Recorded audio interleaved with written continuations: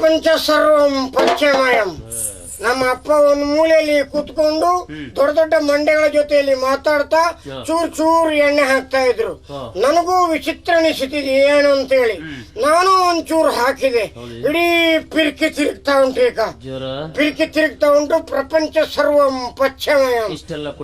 ಯಾರು ಹೇಳಿದ್ರು ಕುಡಿಬಾರ್ದು ಅಂತೇಳಿ? ನಾವು ಕೆಳಗಿನವರ ವಿಷಯ ಬಿಡುವ, ಮೇಲ್ಕೂತವರ ವಿಷಯ ಕೈ ಹಾಕುವ. ನಮ್ಮ ಸುರೇಶ ಕುಡಿಲಿಲ್ವಾ? ದೇವೇಂದ್ರ ಕುಡಿದು ಏನ್ ಮಾಡ್ದ? ಈಶ್ವರ ದೇವರ ಮಂಡೆ ಹೊಡೆದ. ನಾವ್ ಯಾರ ಮಂಡೆಗಾದ್ರೂ ಹೊಡೆದಿದ್ದೇವಾ? ನಮ್ಗೆ ಮಂಡೆ ಎತ್ತಲಿಕ್ಕೆ ಆಗುದಿಲ್ಲ. ನಾವೇನಿದ್ರು ಮಲಗುವಾಗ್ಲೇ ಕುಡಿಯುದು, ಅದು ಇಳಿದಾಗ್ಲೇ ತಲೆ ಎತ್ತಿ ನಡೆಯುದು. ಈ ಪ್ರಪಂಚದಲ್ಲಿ ಕುಡಿಯುದು ತಪ್ಪಂತ ತಿಳಿದವರು ಯಾರು?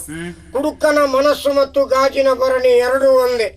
ಗಾಜಿನ ಭರಣಿಯೊಳಗೆ ಯಾವುದೇ ವಸ್ತು ಹಾಕಿ ಅದು ಎಲ್ರಿಗೂ ಕಾಣುತ್ತದೆ.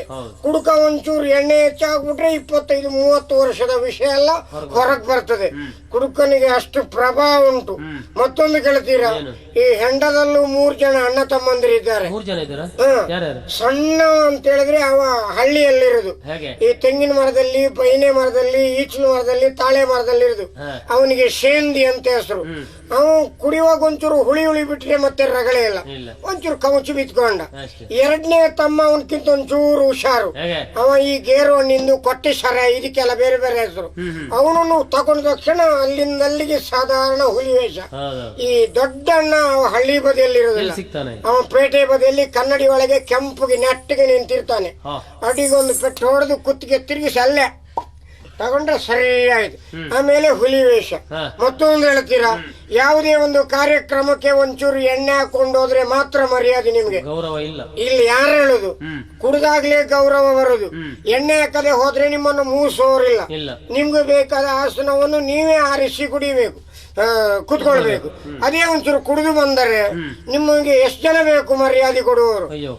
ಕಾರ್ಯಕ್ರಮ ಓಡಿಸೋ ಯಾರು ಅಂತ ಕೇಳಿದ್ರೆ ಸಾಕು, ಅವರು ಓಡಿ ಬಂದು ಸ್ವಾಮಿ ಯಜಮಾನ್ರೆ ಗಲಾಟೆ ಮಾಡಬೇಡಿ, ನಮ್ಮ ಮರ್ಯಾದೆಯ ಪ್ರಶ್ನೆ, ಇವತ್ತು ಕಾರ್ಯಕ್ರಮ ನಮ್ದು, ಬನ್ನಿ ಇಲ್ಲಿ ಕೂತ್ಕೊಳ್ಳಿ ಅಂತೇಳಿ ಕೂರಿಸ್ತಾರೆ.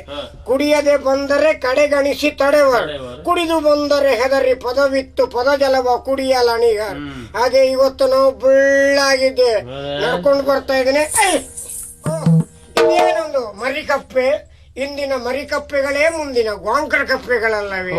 ಪ್ರಪಂಚ ಸರ್ವಂ ಏನು ಅಂದ, ಆಹಾ ಏನು ಚಂದ, ಆಹಾ ಸೊಬಗು ಎಲ್ಲೆಡೆ